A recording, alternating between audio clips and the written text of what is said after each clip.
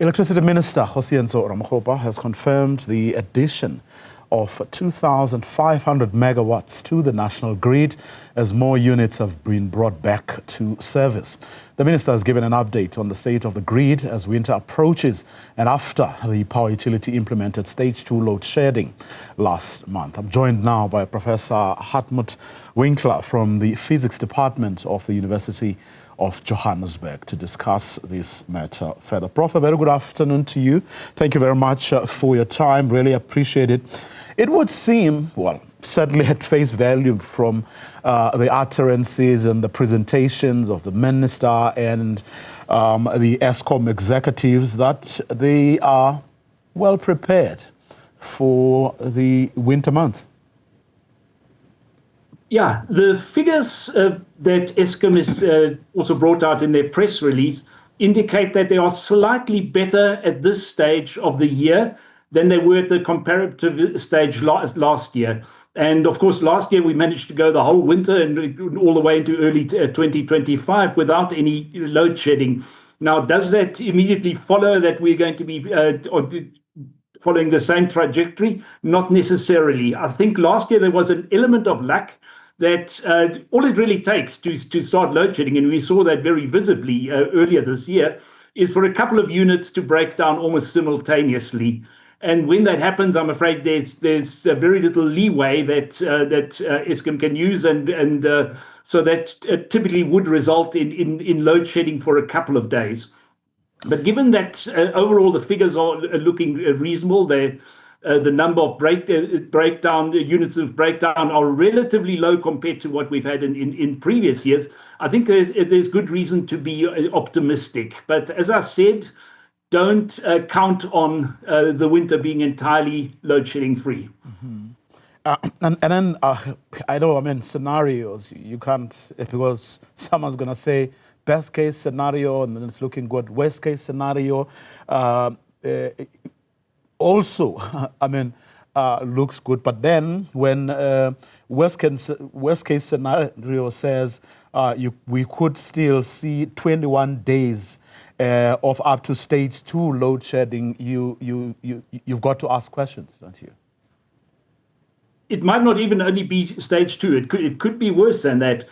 What really precipitated the severe bout of load shedding in 2023 was that half of Kusile power station, which together with Medupi is the biggest one in the country, basically broke down. And even now they are still busy fixing the 3 units which broke down then.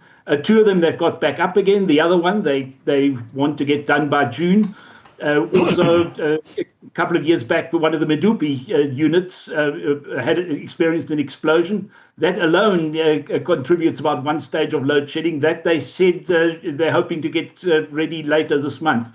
If all that works, then all very well. If they have another disastrous accident like they had at Kusile 2.5 years ago, then the situation is immediately looking a lot worse. But for now, they seem to have the situation reasonably under control. Should we find comfort in the fact that even unplanned breakdowns have reduced in the past few weeks and months? Does that give you... They're down by, I think it was roughly, what was about 1 gigawatts. In other words, roughly 1 load shedding stage better than we were at the comparable time last year. It is still quite high. It effectively means that about a quarter of Eskom's possible generating capacity is not functional because of breakdowns. That is, but it's still better than we were 2 years ago when that number was creeping up towards 50%. It still indicates that quite a number of the units have been broken down probably for quite a long time, and Eskom might have even taken the position that it's simply not worthwhile even trying to fix them, either because it would cost far too much or because the job itself would take very long.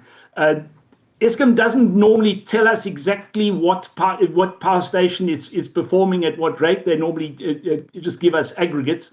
would be nice if they did this, break down exactly what is happening at each power station in each unit. But unfortunately, we don't have that sort of insight. But while they seem to have gotten a grip on maintaining and fixing at least those problems which can be dealt with ease, I suspect that there are some things which are just simply not feasible to try and rectify that. So ultimately, I think a lot of what Eskom could be producing is probably never going to come online again. But that's speculation. I haven't got the exact confirmation of that. The minister claims that they are ending load shedding and now transitioning into energy security. That's very optimistic, isn't it? Well, very soon they're going to have to make some sort of decision about how we're going to progress on that front. Because while you can keep the existing coal plants, which are producing over 80% of the country's electricity going, they're not getting any younger. And there's also additional reasons why one should be cutting down on carbon emissions.